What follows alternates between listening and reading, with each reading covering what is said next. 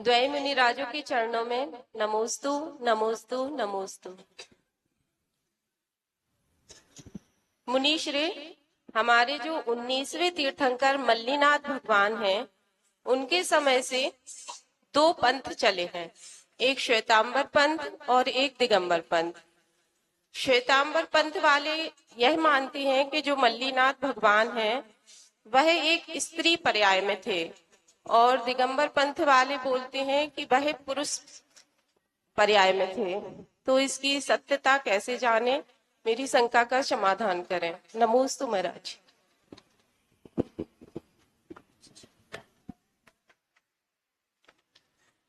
बोलिए पंच परमेष्ठी भगवान की जय। देवादिदेव 1008 अंतिम तीतेज भगवान महावीर स्वामी की परम पूज्य आचार्य भगवान अध्यात्म योगी चर्या श्रमणी आचार्य प्रवर श्री 108 विशुद्ध सागर जी महामुनिराज की द्वादशांग जिनवाणी माता की। सबसे प्रथम तो यह जानना बहुत आवश्यक है कि मल्लीनाथ भगवान के काल से दिगंबर और श्वेतांबर का विभाजन नहीं हुआ था। यह विभाजन हुआ आचार्य भद्रबाहु स्वामी का काल, जब उत्तर भारत में अकाल पड़ा था।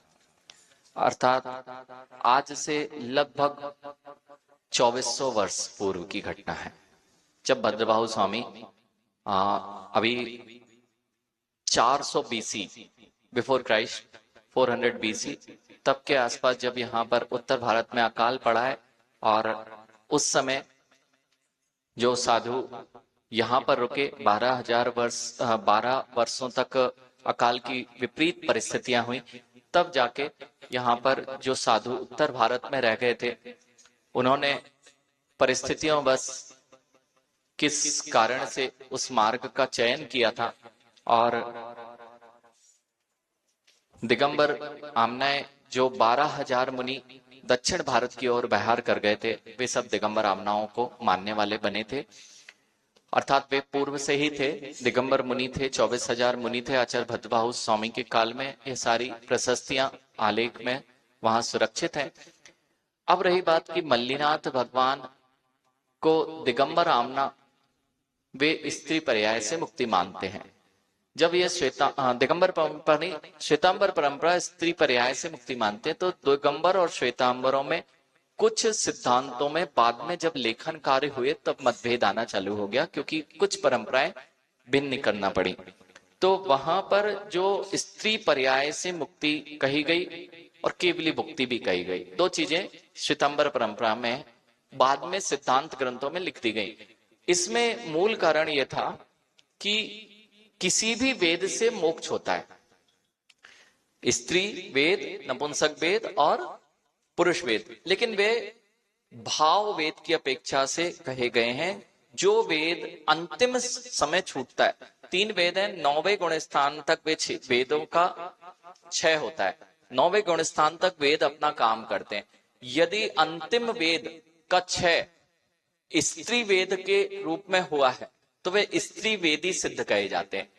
अर्थात अंतिम समय तक जो स्त्री वेद, उनके भाव वेद का सत्ता थी, उसका क्षय हुआ है। इस अपेक्षा से मल्लीनाथ भगवान का वह अंतिम छेद जो था वह स्त्री वेद के नाम से हुआ था। इसलिए लोगों ने उसे भाव वेद और द्रव्य वेद को अंतर ना करते हुए, कई लोग पुरुष का उनका वेद है लेकिन भावों से स्त्री हो सकते हैं, वे स्त्री वेदी हैं। और कई लोग स्त्री हैं, उनका भाव वेद पुरुष हो सकता है, यह भी संभव है, या नपुंसक भी हो सकता है, यह भी संभव है। ये सारे जो भाव वेद और द्रव्य वेद की अपेक्षाएं अलग करना। अब यहाँ पर आपत्ति यह है कि स्त्री वेद से ना तो द्रव्य वेद से मोक्ष जाते हैं, ना भाव वेदी का मोक्ष होता है। क्यों नहीं होता है? क्योंकि सिद्धांत ग्रंथों की अपेक्षा से वज्र वृषभ नाराज सैनन की आवश्यकता पड़ती है, और स्त्री पर्याय में वज्र वृषभ नाराज सैनन का अभाव है। इसलिए मल्लीनाथ भगवान वे स्त्री वेदी इसलिए कहे गए कि अंतिम उनका स्त्री वेद का क्षय हुआ, इसलिए स्त्री वेद से मुक्ति प्राप्त की, लेकिन वे पुरुष थे, वज्र वृषभ नाराज सैनन के धारी थे। इसलिए वह परंपरा जो दिगंबर आमना में प्रचलित है उसकी सत्यता यह है।